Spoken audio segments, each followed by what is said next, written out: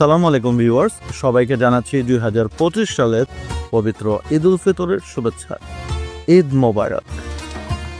বন্ধুরা, প্রতি ঈদেই নামাজের আগে বা পরে আমার প্রথম কাজ হচ্ছে মায়ের সাথে ঈদের শুভেচ্ছা বিনিময় করা। এরপর যথারীতি আমার অভিভাবক তথা পরিবারের অন্যান্য সদস্যদের সাথে ঈদের শুভেচ্ছা বিনিময় করা হয়। সকল বাবার কাছেই এখন সন্তানরাই মূল অভিভাবক, তাই এই শুভ দিনের শুরুটাই করি সন্তানদের সাথে ঈদের আনন্দ শেয়ার করবার মাধ্যমে।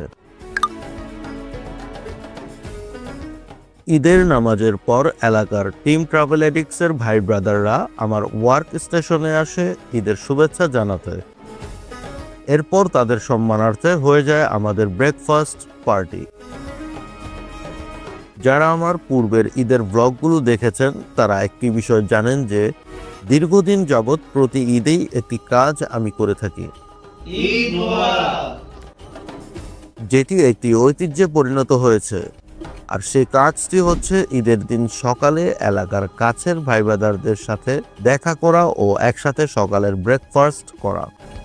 আমাদের নাস্তা রেডি। সৌহার্দ্যপূর্ণ পরিবেশে ঈদের আনন্দ এলাকার ভাই ব্রাদারদের সাথে ভাগাভাগি করে নিচ্ছি। আমার বাবাকেও দেখেছি ছোটবেলা থেকে সব সময় ঈদের দিন তার এলাকার মানুষদের সাথে সকালের নাস্তা একসাথে করত। ঈদের দিনের সকালটাই যেন শুরু হয় ভ্রাতৃত্ববোধের ভালোবাসা ও আন্তরিকতা প্রকাশ করার মাধ্যমে।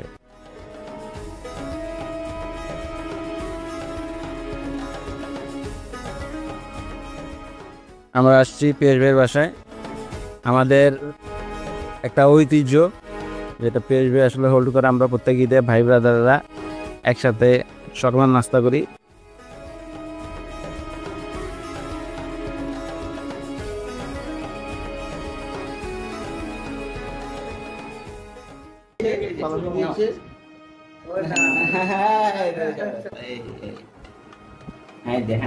ঠিক আছে, হ্যাঁ চাপ দাও, চাপ দাও, এটা ঘুরাই দিতে হবে, ঘুরাই দিতে।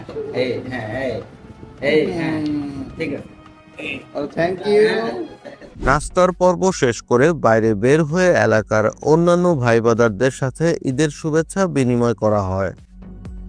এরপর সিদ্ধান্ত নেওয়া হয় ফাঁকা ঢাকায় দূরে কোথাও থেকে বেরিয়ে আসার জন্য। কিন্তু এবারের ঈদ উল ফিতরে প্রচণ্ড গরম থাকায় আমি দূরে কোথাও বাইক ট্রিপ করা থেকে বিরত ছিলাম, কারণ এপ্রিলের 11 তারিখে আমাদের সিলেট ট্যুর। এ সময় অসুস্থ হলে আপকামিং ট্যুর হুমকির মুখে পড়বে। তাই আমরা এলাকার কাছাকাছি একটি শর্ট ট্রিপ করি তথা রাউন্ড দিই। যারা আমার আগের ঈদের ব্লগগুলো দেখেছেন তারা হয়তো জানেন যে রোজার ঈদে আমার অন্যতম একটি কাজই হতো সারাদিনের জন্য বাইক ট্যুরে যাওয়া। মোটামুটি 2011 থেকে 2018 বা 19 অবধি প্রতি রমজানের ঈদে আমার এই রুটিনই ছিল। সকাল 11টার দিকে বের হতাম, এরপর সারাদিনের জন্য বন্ধুদের সাথে নিয়ে বাইক ট্যুরে চলে যেতাম।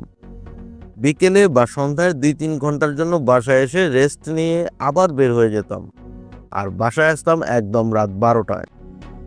2011 থেকে 2024 অবধি ঈদ উল ফিতর সেলিব্রেট করবার একটি অ্যাক্টিভিটিস ব্লগ খুব দ্রুত রিলিজ দেওয়া হবে আমাদের এই চ্যানেলে।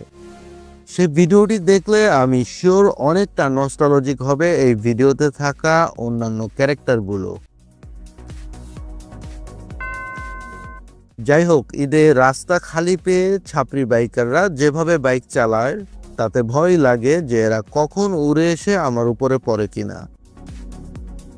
প্রতি ঈদেই এদের বেখেয়ালি পানায় অনেক দুর্ঘটনা ঘটে, যার জন্য ঝরে যায় অনেক জীবন। আমার সম্মানিত ভিউয়ার্সদের প্রতি অনুরোধ থাকবে, নিয়ন্ত্রণহীনভাবে সড়কে বা মহাসড়কে মোটরসাইকেল চালাবেন না।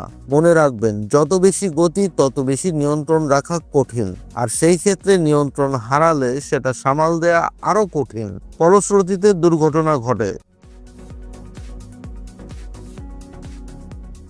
তীব্র রোদের মাঝে কিছুক্ষণ ঘুরপাক খেয়ে চলে আসলাম বাসায়, কারণ এখন আর ওই দিন নেই যে সারাদিন ঘুরে বেড়াবো।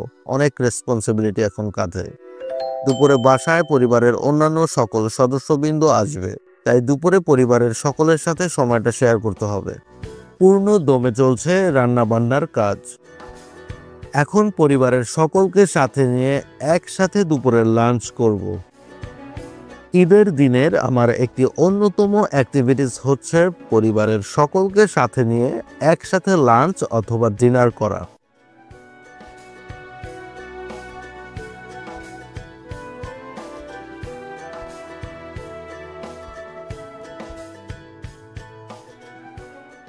লাঞ্চের পর আমরা সাধারণত কোথাও বেড়াতে যাই, কিন্তু এই ঈদে আমরা কোথাও যাব না, শুধুমাত্র রুফটপে যেয়ে কিছু ছবি তুলব হয়তো। কারণ ঈদের পরের দিন আমরা মিরপুরে বড় বোনের বাড়িতে বেড়াতে যাব সপরিবারে। তখন আমরা সনি স্টারস নেটফ্লিক্সে বরবাদ মুভি দেখব এবং দ্য বাবলস রেস্টুরেন্টে লাঞ্চ করব। তাই আজকে আর কোথাও যাচ্ছি না, শুধুমাত্র সন্ধ্যার দিকে একটু ছোট ভাইদের সময় দেব চা ছাড়াই যেয়ে। তো ভিউয়ার্স, এই ছিল মূলত আজকের ভিডিও। চেয়েছিলাম 2025 সালের ঈদের মেমোরিগুলো আপনাদের সাথে শেয়ার করতে। ভিডিওটি ভালো লেগে থাকলে লাইক করবেন, কমেন্ট করে আপনার মূল্যবান মতামত জানাবেন। অনুরোধ থাকবে চ্যানেলে নতুন হয়ে থাকলে সাবস্ক্রাইব করে বেল বাটনে প্রেস করে দেবার জন্য। দেখা হবে নেক্সট এপিসোডে। সেই অবধি সবাই ভালো থাকবেন, সুস্থ থাকবেন। আল্লাহ হাফেজ।